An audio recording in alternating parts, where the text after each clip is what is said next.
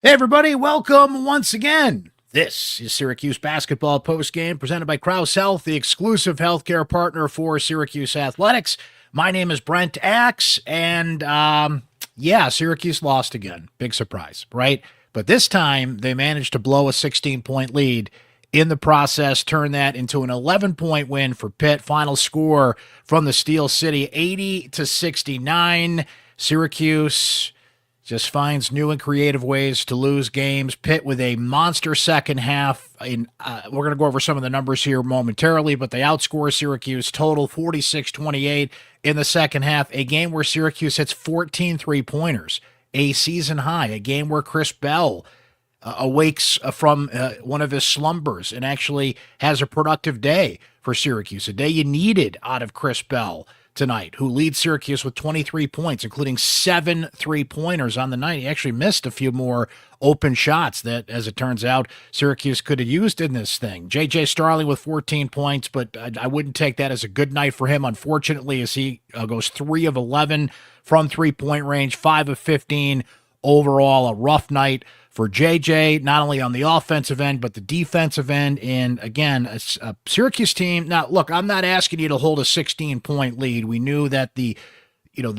Syracuse was on a hot shooting streak in the first half. They're leaving Chris Bell open at the three-point line. He's hitting threes. We mentioned the number of threes that Syracuse hit overall. You had 5 different guys hit threes. Even Peter Mastorovich is hitting threes. Chris Bell, as we mentioned, hits a bunch. Carlos for Syracuse hits a needed 3 at the time. Lucas Taylor buries a couple. J.J. Starling, we mentioned, with 3. And you got 5 different guys hitting threes, 14 threes.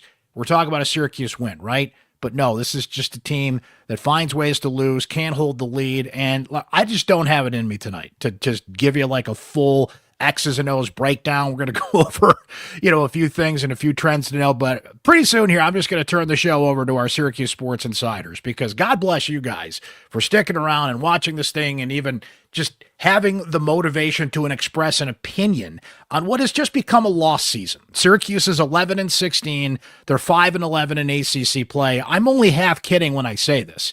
Even if you make the ACC tournament, which is nowhere near a guarantee at this point, you want to talk about being on the bubble? Syracuse is on the bubble of making the ACC tournament. Even if you get in, just decline the bid. Let's end the season and get on with this thing, right? Just get on with it, because what's going to matter by going to Charlotte anyway, besides a trip to Charlotte in March? Let's just end this thing. They won't do that, of course. But who would miss it? Who would miss it if Syracuse just said, you know what, we're going to skip the ACC tournament? They declined a bid to the NIT a year ago, and now they might not even make the ACC tournament. Right on the cut line there with 5 to go. This is a Syracuse team that now is going to take a week off. They get the weekend off. They will not play again until next Wednesday, February 26th at the Dome against NC State. One of those teams, by the way, sitting squarely in the basement of the ACC, which Syracuse will have to beat to hold off being eliminated from ACC tournament plays. 3 teams will be left out. 15 of the 18 teams in the ACC will go to Charlotte. So, mentioned Syracuse blew a 16-point lead in this game. That's now 17 double-digit losses under Adrian Autry, an average margin of defeat by 20.5 points there. Syracuse is 19-28 against Power 5 teams since Autry took over. Shout out to my guy Chris Smith, as always, who's been tracking those stats. Pitt sneaks in the backdoor cover for entertainment purposes, only 10.5. If you had it there, it was certainly looking shaky that they would cover that at all. But with that huge second half, and we're going to go over the second half numbers here because they're just eye-popping, even for a Syracuse team that has been pretty bad defensively overall. In their last 4 games, Syracuse's last 4 opponents have put up 37.2 points in the first half. That average goes up to 45 points in the second, and that's right where Pitt was tonight, scoring 46 points in the second half. So that average is only going to go up here. Pitt cranks up the defensive pressure. Chris Bell's not on the court when he needed to be. I mean, JJ struggled, but JJ certainly on the bench when he needed to be. Autry 2 or 3 possessions behind pretty much at all times in the second half on substitutions, on where he needs to be. I'm still sitting here wondering, what is it that Autry does really well? What is it that Adrian Autry does as a coach that makes you say, that's it? That's my guy right there. I'm still trying to figure that out. I really am. Like, what is the hook? What is the angle? What is the identity of Adrian Autry as a head coach? He talks about this orange standard that he holds this team to. I don't see it.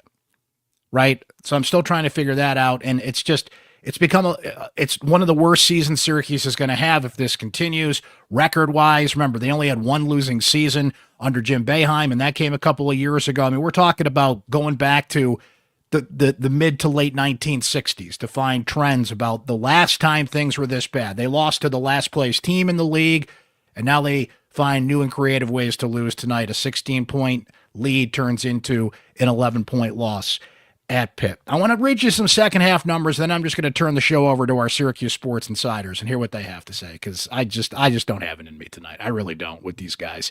Okay, so second half, Pitt, 15 of 24, that's 62.5%.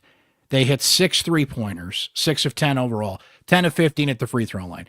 There certainly was and Teddy TV was reffing the game, so nobody's going to, fall out of their chair in surprise at this. There was a foul disparity in this thing. There were times when Eddie Lampkin, who got into foul trouble tonight, Eddie Lampkin, who had a monster game the first time around against Pitt, has been huge for this team as of late. It was inevitable. He was going to struggle at some point. Teams were going to defend it better, and tonight he got into foul trouble. You just cannot count on Eddie Lampkin going out there and putting up, he had 26 and 11 in Syracuse's last game. You can't expect him to just keep putting up these monster numbers. At some point, that was going to trail off. It happened tonight. And again, to counter that, Syracuse hit 14 three-pointers. Like, that should be enough for this team. But when you don't play a lick of defense at all, we said this after the North Carolina game, if you played a lick of defense at all, consistently, maybe you could win. Elijah Moore didn't play tonight. Elijah Moore was out tonight. He has what Syracuse describes as a lower leg injury. I don't know. I have not seen Autry's press conference at this point. I don't know if he clarified that more.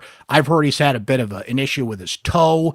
So he was wearing a boot. He did travel with the team to Pittsburgh, but not that that matters. I mean, just look at the last game. Elijah Moore played, 8 minutes? So the way Syracuse was hitting threes tonight, they didn't even need Elijah Moore. So you can't even put that into the equation. Donnie Freeman being out is significant.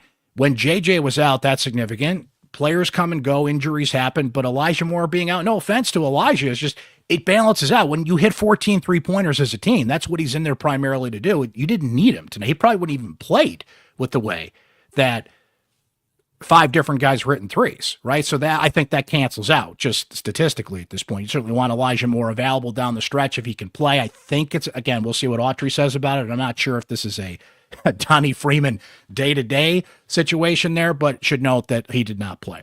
So that's Pitt in the second half. Here's Syracuse in the second half. They go into halftime up 41-34. Yeah, that 16-point lead wilts a little bit, but you know what Syracuse did a lot of in this game tonight that they had not done all year, in particular had not done against Pitt? Something that Adrian Autry brought up in the first Pitt game. The Pitt won at the Dome 77-73, even though Syracuse out-rebounded Pitt. I want to say it was like 48-31 in that game. There were 4 or 5 possessions down the stretch in that game where Syracuse didn't get the rebound, didn't make the big play. And Autry questioned their toughness and said, you got to be tough in these moments and make the plays and grab the rebounds in those moments, right? That was the first Pitt game. This was worse. This was worse in the second half. They challenge you a little bit. They pressure a little bit. Syracuse, now again, sometimes the shots aren't falling. You knew that hot streak from three-point range was going to cool off at some point. Syracuse had, at least 7 or 8 clean looks from three-point range in the second half that didn't drop. But you know what? Here's another stat we got to mention tonight. Pitt had, I believe it was 8 blocks, if I'm not mistaken. Yeah. You know how many blocks Syracuse had? None. Pitt had 8 steals. Syracuse had 7, so at least Syracuse got in the mix there. Pitt actually started this game. They couldn't hold on to the ball.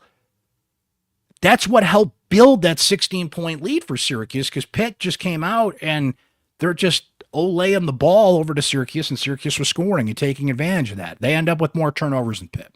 14 turnovers, 17 points for Pitt off of that. Pitt turned the ball over 12 times. Syracuse got 11 points off that. Rebounds were even, again, the stats don't even matter. It's points in the paint. Pitt dominated 28-14. That does matter because Syracuse couldn't score at the rim. We mentioned Lampkin's struggles tonight. Played 22 minutes, 7.6 rebounds, had 4 fouls, right? It was going to happen. Inevitably, something was going to happen where you weren't getting 26 and 11. You know, if Syracuse had won a couple games last week or even a game last week, Eddie Lampkin would have been the ACC Player of the Week. That typically doesn't go to somebody who's on a team that lost 2 games, but if you're going to not score at the rim and have your main guy in the paint struggle, Jair Davis, 6.6 rebounds. How many times did he get blocked of those 8? I didn't keep track officially. It had to be at least 4 that he got blocked inside around the basket. Everybody has bad games. It happens, but 8 blocks for Pitt. Just Chris Bell got blocked a couple times. Typically, it's Carlos or Cuff kind of driving in the paint, shorter guards that are challenging guys that are 3, 4, 5 inches taller than them. Not the case tonight. Your big man, your forward, was getting eaten alive in the paint. So it was just that kind of day. So we had to mention those blocks. But let me go back to the second half stats. So we gave you Pitt. This is Syracuse in the second half of this game. A second half that got outscored 46-28. 9 of 28 shooting the ball. That's 32%. They were 5 of 17 from three-point range. A couple of those came late in garbage time after hitting 11 threes in the first half. And again, I think we all knew that was going to balance out a little bit, but they just fell off the map. Just completely melted down in the second half of this game after having a 16-point lead, looking good, scoring off turnovers, hitting the threes, looking like a team that was running some resemblance of an offense. Chris Bell active, moving, attacking the basket in addition to shooting threes, playing defense a little bit out there. But Chris Bell is the guy that's out there hustling more than any. Like, you got to ride that train and just back him up. And they couldn't even do that. So that's all I'm going to say. I'll react to some of what our Syracuse Sports Insiders have to say there, but I just don't know what to tell you. This season cannot end soon enough for this team. And I get no pleasure in saying that, but that's just the truth of the matter, right? They have nothing left to play for but to make the ACC tournament. And then, man, I'd love to be wrong about this. That'd be a hell of a story if they make a run in Charlotte, and then you guys can come back and tell me how wrong I was. And I'll happily sign up for that, because that means we're watching good competitive basketball and not this team finding new and creative ways to lose games like they did tonight. But we keep talking about that beacon over the hill, right? And they'll fix it in the portal. The money man's coming, and the house settlement, and they'll be fine. The pressure you are putting on Alex Klein, the general manager of this team, to identify talent in the portal, to get them to come to Syracuse, to pay them what they're worth, the pressure that's being put on Kiyan Anthony and Sadiq White to contribute, not to mention, the other two. I don't know how much Aaron Womack's going to get in the mix. Luke Fennell, who's played at a somewhat professional level in Australia. I've seen some eye-popping stats from him. He can shoot the 3, but you just don't know when they make that transition to American basketball. Peter Mastorovich going through the same thing. I think Peter can give you some good scrappy minutes off the bench. He even hit a 3 in this game tonight, but Peter has some moments where he struggles as well, and he is a role player on this team. So, guys, it could be the story of stories if they can turn this thing around. That's what the portal affords the opportunity to do. Go find some talent, mix it up, somehow find chemistry, cohesion, come together, and get back to the tournament. But it's just going to be so depressing for the 4th straight year, hearing all this talk about bubble teams. Pitt I don't think they're going to make it, but at least technically they're on the bubble. And you know that Syracuse is not even in that conversation. They're not even on the NIT bubble. You can't even, almost shamefully click on the NIT bracketology. It'd be like, maybe I'm going to make the NIT, which they declined a year ago. They declined a bid to the NIT, something that every Syracuse fan would probably be like, yes, please, can I have that just to get something out of this? But it's become, we're in the dental chair now. We are in the dental chair. Can we just get this over with, please? And look forward to, in 6 months, hopefully I come back and I don't have a cavity. That's where we're at here. But there's still 5 games to go. And a week before they play another one, right? So the slow burn here, it's kind of like the winter in central New York. I hope everybody's doing okay, especially up in the big lake effect snow belts north of us in Oswego County, Lewis County. You guys are hardcore, man. You are hardcore. We're thinking about you. We have got absolutely slammed in the last 4 or 5 days. Like, oh, come on, Brent, it's winter. I am the first person that typically says, yeah, it's Syracuse, it's central New York, it's winter. It has been brutal. It's one of the worst winters we've had in at least a decade. The snow's piling up, sub-zero temperatures, wind chills. It's been a brutal month or so. It hasn't let up basically since Christmas, right? So you're just like, man, when will this end? And it's usually Syracuse basketball that carries a lot of people through those bad winters. Unfortunately, not this year, right? So while we wait for some sign of spring, the groundhog said we got 6 more weeks, and that was a couple weeks ago, and we're just kind of grinding through it, but going to have to find something else to guide you through because Syracuse basketball is just not up to the task at this point. Okay.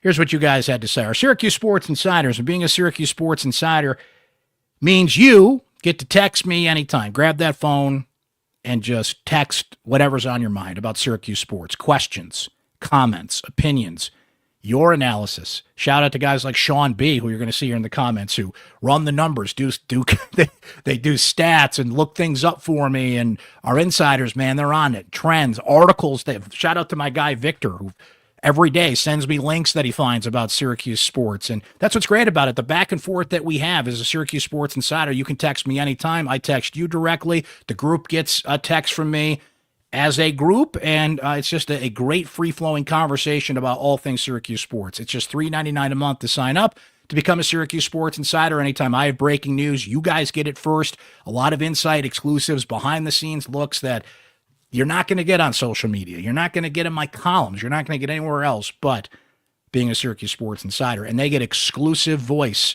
on this postgame show and our Syracuse Sports podcast, including Joe F., who leads us off tonight saying, we can't have nice things. Antonio F. says, I started to head for the exit, but then I realized I was at home. I'm still thinking of leaving. It's that bad.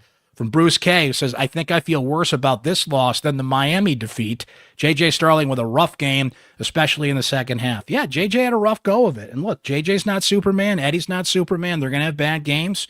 I talked about this in the North Carolina game about how J.J. can just get into Mamba mode sometimes, and one bad shot leads to the next. And it's, to use a winter analogy with all the darn snow we've got, it's that proverbial snowball rolling down the hill. Teams focus on him defensively. JJ he's this team's best go-to guy at times, but is he on the level of some of the go-to guys in this league? Sometimes he shows that he is. Sometimes he has a rough go of it, like tonight. We showed you the numbers. He really had to scrap and claw just to get to 14. Had a rough defensive game, a really rough, especially rough defensive second half. Doug adds this. Did I read Doug's comment? Let me go back to that. Doug says, Axe, this is an ACC tire fire, but this team seriously may lose out this season. They have NC State, SMU, Virginia Tech, and Virginia left. Given how this team capitulated tonight, can you see any way they get a win out of those games? So NC State is a bottom-of-the-barrel ACC team, but Syracuse lost to the worst team in the ACC. So why should I assume a win at home next Wednesday against NC State?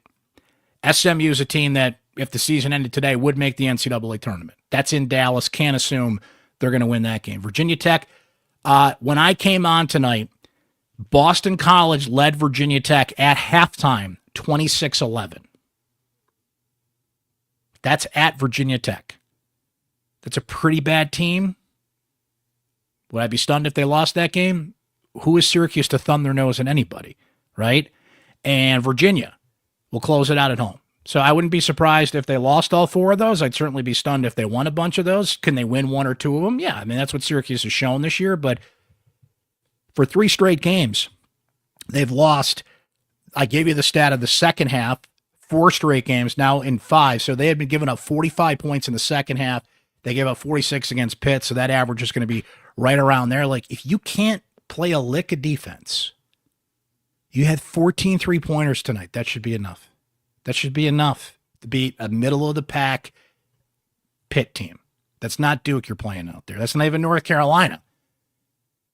who you played at the Dome a few days ago on Saturday. That's Pitt. Come on. You hit 14 threes. You have a 16-point lead. You got to win those games. I can't believe that's even coming out of my mouth because it's so obvious, right? Pardon me. Lucas S. says, I've never wished a season to be over with more than this season. And look, I know this is depressing and it's negative and it's people blowing off steam, which is what we're here to do. But I think Lucas and a lot of our insiders just kind of feel the way a lot of Syracuse fans feel right now.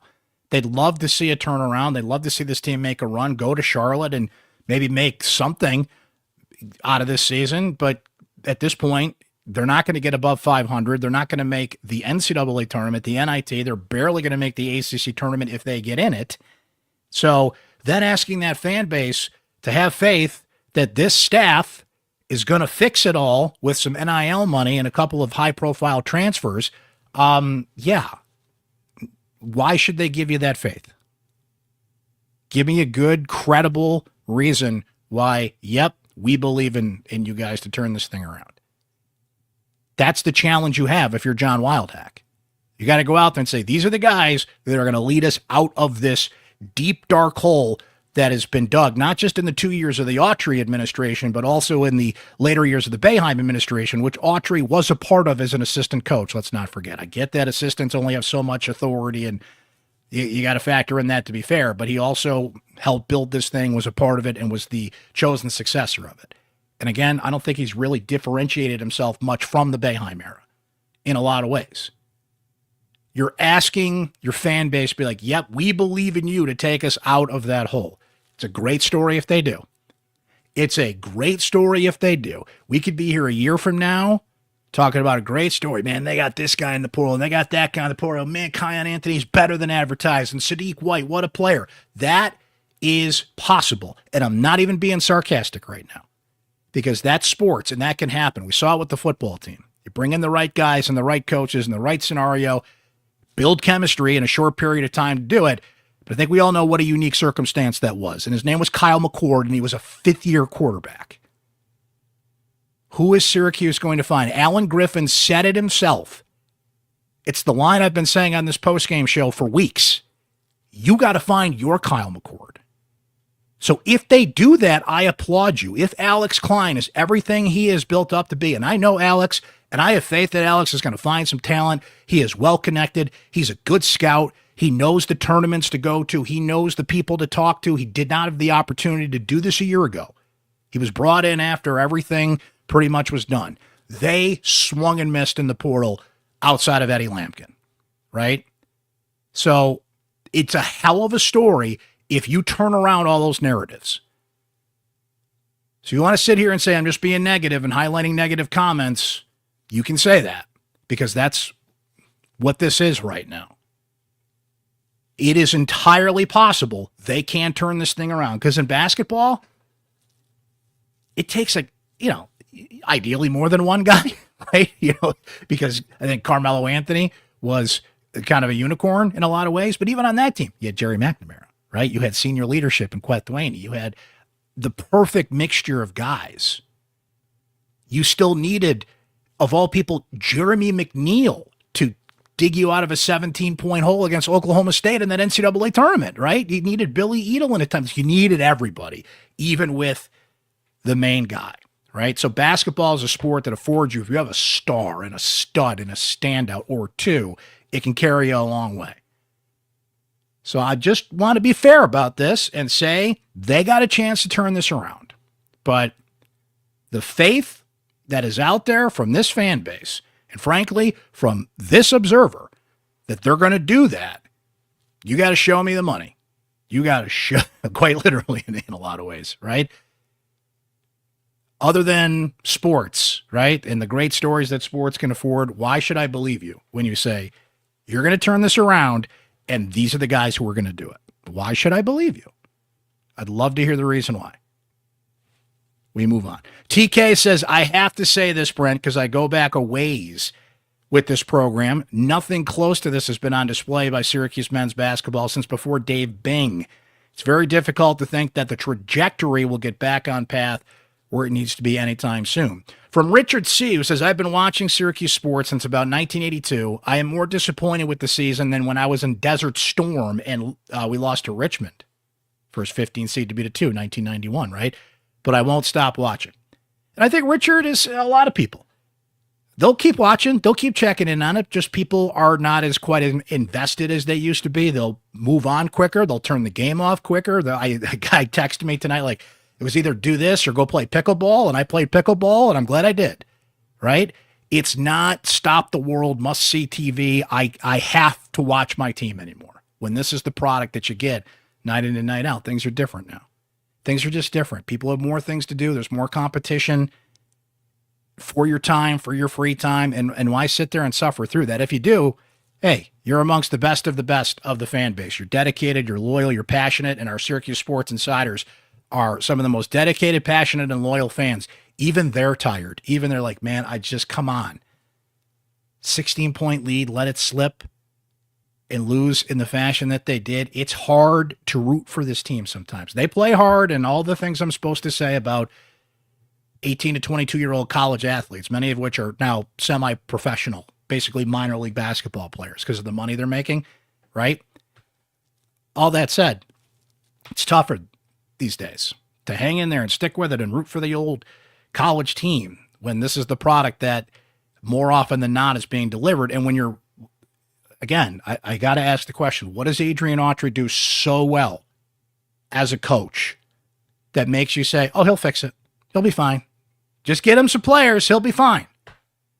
You can give a mediocre chef the best ingredients. It doesn't mean they're going to make a great meal.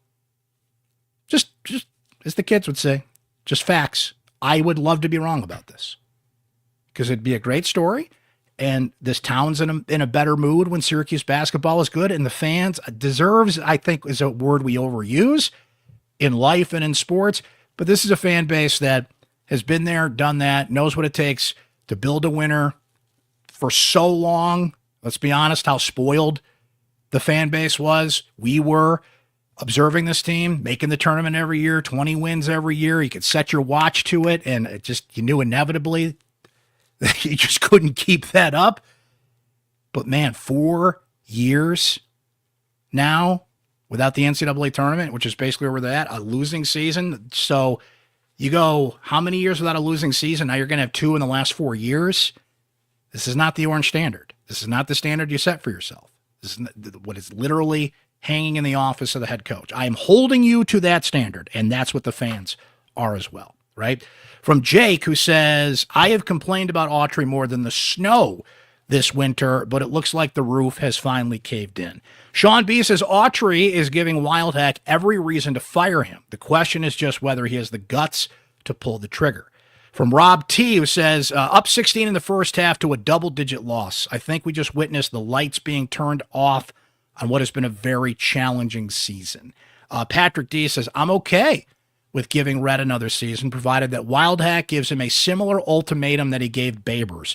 The expectation is getting to the NCAA tournament. Let's see. Let's just go on a run here and make sure you guys get your voice in here. Brian N says, worst Syracuse team of my lifetime, absolutely pathetic. And that's not an opinion.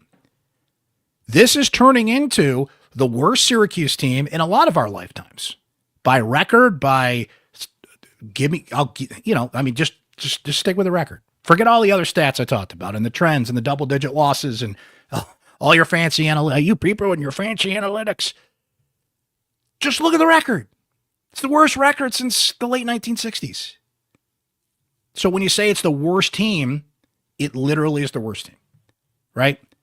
That's where we're at here. From Che, who says, that's why anytime an Autry-led team has a lead at half, go in and bet the opponent to win with better odds. We seek a new beginning. He would like to see Red fired. Now, it is kind of odd how often teams get the backdoor cover on Syracuse. Miami was a 1.5 point favorite in that game. Pitt 10.5, down by 16. They sneak in the backdoor cover and win by 11. Man, Vegas knows. There's a reason when you go to Vegas, there's always cranes in the air. They're always like it feels like once a week they're demolishing one casino and building another. Like the Vegas knows, man.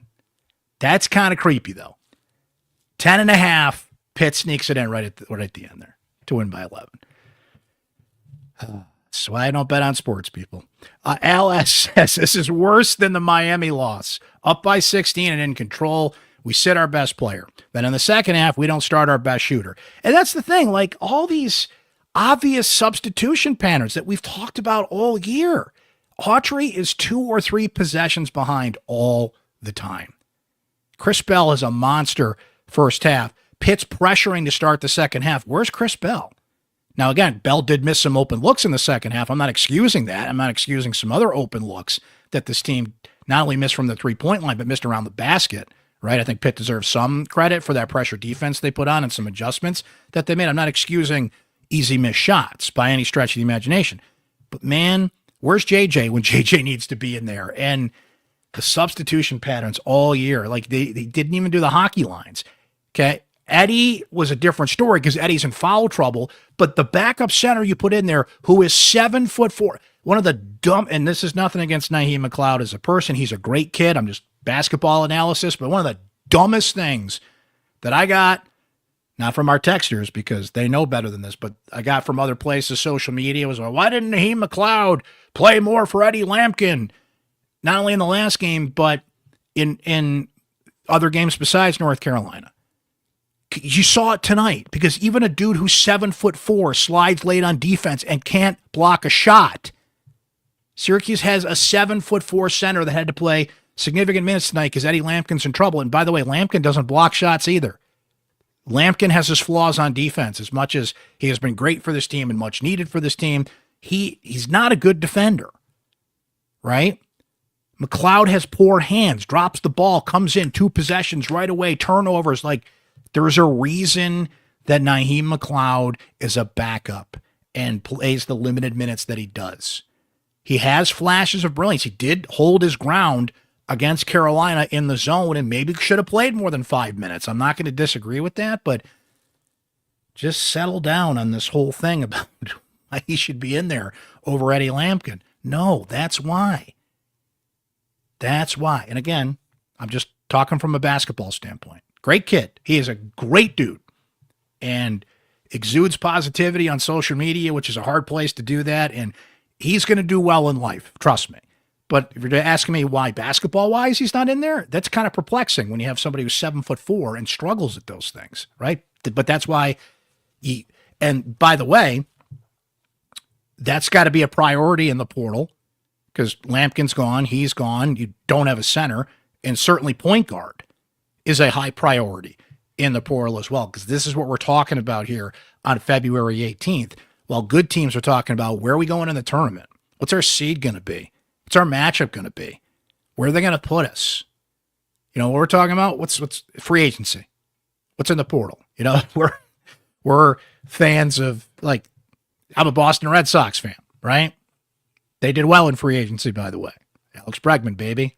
Hopefully Rafael Devers calms down on this whole thing and they figure that out. But it's like when you know you're a baseball fan in the middle of September and you're not making the playoffs and all you're talking about is free agency, right? That's where Syracuse basketball fans are at with this team. Who's in the portal? What are they going to get? How are they going to fix this thing? Like, the obsession will be there until it actually opens. And that doesn't open for another couple months, right? So as my man Tom Petty, whoops, right here, the waiting is the hardest part now for a Syracuse basketball fan to address the problem, because this current group of players, while they have their moments, they're not going to solve the problem, right? Let's see here. We do have a couple more insiders. Steve N says another implosion and embarrassment. Can't remember in recent years a team as bad as this. Totally got schooled in the second half. Michael S says a double-digit loss after having a 16-point lead. Just when I think we can't get any lower, we hit the sub-basement button. Chris K says, Brent, that light over the hill, it's a runaway freight train. What a disaster this team and coaching staff are.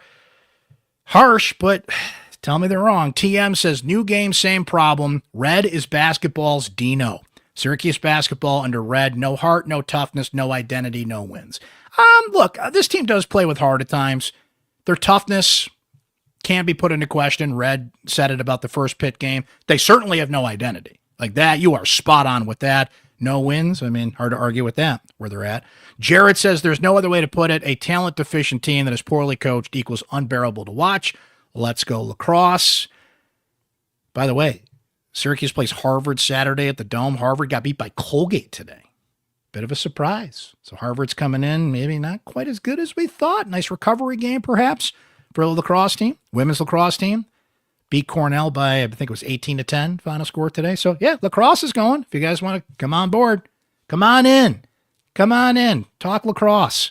Matt P. says, I will not be at all upset if we don't make the ACC tournament, but if we do make the ACC tournament, I will foolishly expect some sort of run. Scott R. says, there's no chance they decline the bid, but I agree with the sentiment. Get this season over with and implement significant change to the roster and whatever else needs to. He adds this, I think you need to make at least one assistant coaching change, but we will see. That's what you had to say about this one. As now you go through the rest of the season, this is a team that has 5 games left. Or is it 4? I'm sorry, they have 4 games left. 5 starting tonight. They take a week off. Frankly, I think we all could use a little time off from this team, and they can go and lick their wounds and put together some kind of charge for the rest of the year. 2 at home, 2 on the road. NC State next Wednesday, the 26th. Virginia Tech, Saturday, March 1st. That's at Virginia Tech. SMU in Dallas, Tuesday, March 4th. They'll finish the year. Virginia at the Dome, Saturday, March 8th. As it stands right now, Syracuse is 5-11 in ACC play. NC State is 3-11. Boston College 2-12. Miami 2-12. They are on, and Cal is right there at 5-10 as well. This is what we have to track over the next couple of weeks. Are they going to be bad enough that they don't make the ACC tournament? That's our bubble. That's our bubble life, the ACC tournament bubble. Deep breaths, my friends. We'll be here. We'll be on that wall, tracking it right to the end, and then we can officially turn the page on this year and start looking at how they fix this problem. Not that we're going to wait that long to start asking those questions. We'll be discussing that here on the pod, following it on syracuse.com, asking the questions that need to be asked, and you guys are already digging in. Who's in the portal? Who can they get? What can they do? Because this is a lost season for this team. And Pitt kind of drove that nail in the coffin tonight. A 16-point lead for Syracuse turns into an 11-point win for Pitt. Final score of 80-69 at the Pete. This has been Syracuse Basketball Postgame presented by Krause Health. So stay tuned, friends. We're not going to have a basketball postgame show for a minute because they don't play again until next Wednesday, but we got some pods lined up. I don't want to jinx this because stuff happens, so knock on wood, but there's an impending interview that I have booked that I am confident will happen that I think you guys will really enjoy. Kind of different from what we usually do, but there is a certain Syracuse connection to that, so we'll see if that plays out this week. Working on a couple other pods for you. The Thursday live pod that Chris Carlson and I do Thursday afternoons, usually around 3, 4 o'clock, where we talk all matters of Syracuse sports and what's on your minds there. Comments, questions, insight from our Syracuse Sports Insiders will keep you updated there. And still a lot to track, even though basketball just kind of has us all throwing our hands up saying, man, can this thing be over with? A lot going on. Spring football's around the corner. It was mentioned lacrosse up and running. 2 very interesting teams we'll be tracking, and all the things that come up Syracuse sports-wise. We'll be following it on the pod, on syracuse.com, and of course, with our Syracuse Sports Insiders. Please subscribe, follow, Spotify, Apple, YouTube, wherever you get your podcasts so you know when a new episode of Syracuse Sports and our Syracuse postgame shows pops up. For now, the Orange lose to Pitt 80-69. This has been Syracuse Basketball Postgame presented by Krause Health. My name is Brent Axe. We will talk to you next time, guys. Stay warm out there. Stay warm out there. Keep digging, keep shoveling, and we'll talk to you next time.